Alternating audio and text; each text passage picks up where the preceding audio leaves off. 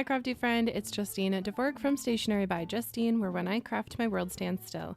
Today's video is a hop. I will put a picture on the screen of the Oh So Inspired team put together by Call Me Crafty Al or Alicia, and we are all going to be inspired by this card that's on the screen, and it is from Jill Hawkins. And you can check out her original piece linked down below, as well as a link to the playlist where we have all the videos from today, and you can see everyone's interpretation of the Oh So Inspired challenge. I will also have the playlist linked right about here at the very end of the video, and you can easily click that to hop right along. I'm very inspired by this card, specifically the card that she has on the top right, because of the colors. So I'm going to dive right in here of what I'm using. I'm going to show you just a quick little look through. I'm using the Together stamps from Pajama Crafter Stamps. I'm using the big floral. I'm using a sentiment from this set, the Congrats Grad. I'm also using this small skinny sentiment, She Believed She Could, So She Did. Boom. That is from Unstoppable Stamps. And I also have this stencil. What I did was I ran it through my die cutting machine with some little scrap papers as like a pad basically, and just used it to get an embossed effect. The cardstocks that I'm going to be using, I have Peridot and Cosmic Sky. These are going to be my background panels, and I'm ready just to jump in and stamp if you are. So if you are new to my channel, hello, welcome. I like to be inspired when you get in ruts like this. Sorry, this ink is just being kind of troublesome. We're just gonna do that. But sometimes here on my channel, I kind of break the rules, and sometimes I'm a rule follower. So depends on my mood, and you might get something different. So I have this panel. This is an A2 panel, and it is 4 1/4 by 5 1/2. So a quarter sheet of a piece of paper. And I'm just going to stamp this peony multiple times, and it's okay if it does not turn out perfectly, because this will just be for that background black and white area. I'm using VersaFine Claire Nocturne, so it is kind of a really dark, sticky kind of ink. So I think that's why it wants to stick to my ink pad so much. And we'll just do one kind of here. I'm just going to stamp all over this background and having pieces come off the sides and such. So now for this side, I don't want it to be like 3 little bundles all together, so I'm just going to be slightly picky and put this big flower right in the corner. Perfect. Okay, I'm going to go ahead and clean this area up. Now I'm going to color in my sentiment. On the inspiration piece, there's a little bit of a gradient. So I'm just going to roughly lay down my mid-tone, which is this really beautiful light blue. And it's called New Blue. This is one of my Copic markers. And this just is going to give a base for my color to hang out on. Now this is going to be a very rough coloring, so just keep that in mind, and do note that you can change up the colors. Like the inspiration has 4 cards on there, so you can choose the colors that you like. But I specifically need a few grad cards for some young ladies in my life, so that's why I have the card that says She Believed She Could, and she did. So I'm just laying down this darker color on the bottom and just kind of flicking up a little bit into the mid-tone, but where the magic happens is the last step, which is going back with the mid-tone and blending. And like I said, it's not going to be a perfect blend. It's just kind of like a little ombre effect. Now I'm going to do apple green, G14, and color in any remaining pieces that are white. And that will finish off the lighter color. And blue and green do play well together, so I think this is kind of cute. Now the ladies who are graduating, their school colors are similar to this, so I think that they'll appreciate that.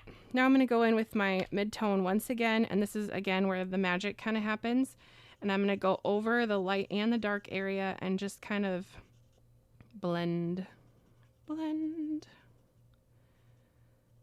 And it's going to look a little muddled and mottled, but that's okay.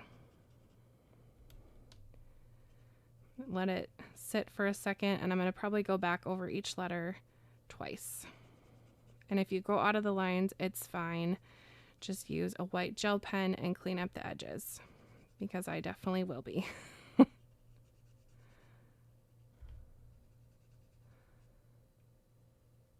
Okay. I think it does need one more little pass through, especially on that dark color. You could use multiple blues if you, or whatever color you're using. If you want to use like 3 blues and then like a teal in between the blue and the green, you certainly can, but I'm not going to on today's video, but it's an option for you. Okay, I'm just going to take a gel pen and clean up the edges. Now that's done, so I'm going to focus on my next part, which are my background panels. I'm going to cut this down to be 5 1/4 because I want my cardstocks to be on the edge. I like to have a matte border. And then this is going to be 4 1/4, so that would be 2 1/8 would be halfway. And it's going to overlap a little, and that's totally fine. And I already did chop this one down to 5 1/4. Let me just double check. Yep, 5 1/4. And then this will be 2 1/8. And if you don't really care for math, you can always just fold it in half and then cut on that line. But it's not too bad. Okay, now I'm going to go ahead and lay out my 2 panels. And I have the embossed look with the stencil on that side, and then I have my floral side over here. Whoopsie, I must have measured incorrectly. No, I was planning on an overlay. Yep. So I did want a little bit of an overlay of the flowers, so I'm going to do that. There we go. So it's going to look something like that. So just note that it is overlaying right there a little bit. All right, and then I'm going to stick down my Congrats Grad on each. And I like how the background paper kind of pulls out different colors in the stamped area in a different way. So I'm going to go ahead and just glue that down, and then I'm going to pop the sentiments up with foam. As I was gluing my panels down, I thought, what a cute opportunity to pop these little photo corners in the corners, so I did.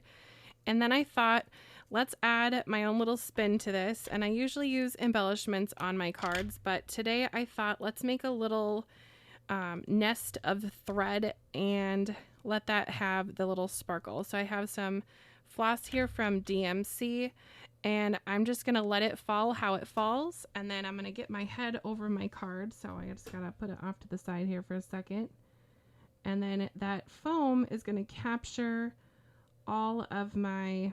Oops, my sentiment is crooked. Hold, please. So it captured all of the twine or floss, however you want to call it. And then I'm going to stick that right onto my card front like so. I'll do it 2 times just so you can see. Sorry, that was a little bit interrupted. My sentiment was crooked. And then, of course, I had to sneeze. So that will be edited out. But, you know, summer allergies. Gotta love them. Okay.